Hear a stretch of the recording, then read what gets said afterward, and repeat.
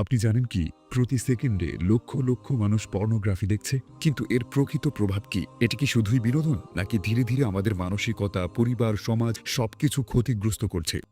আজ আমরা জানব পর্নোগ্রাফির আসক্তির বৈজ্ঞানিক প্রভাব, সামাজিক ও ধর্মীয় দৃষ্টিভঙ্গি এবং কিভাবে এটি থেকে মুক্তি পাওয়া সম্ভব।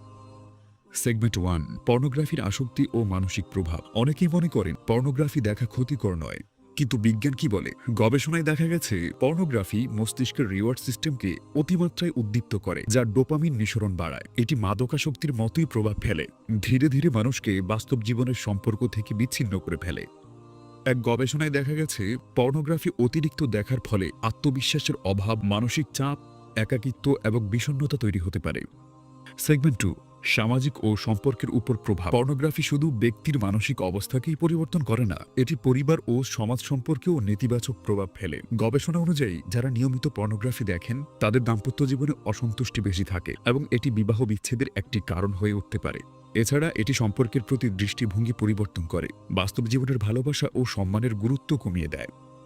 সেগমেন্ট 3, ধর্মীয় ও নৈতিক দৃষ্টিকোণ। ইসলামে পর্নোগ্রাফি স্পষ্টভাবে নিষিদ্ধ।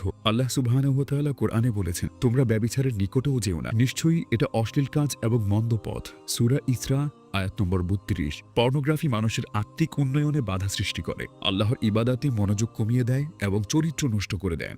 সেগমেন্ট 4, মুক্তির উপায়। পর্নোগ্রাফির আসক্তি থেকে মুক্তি পাওয়া সম্ভব কিভাবে?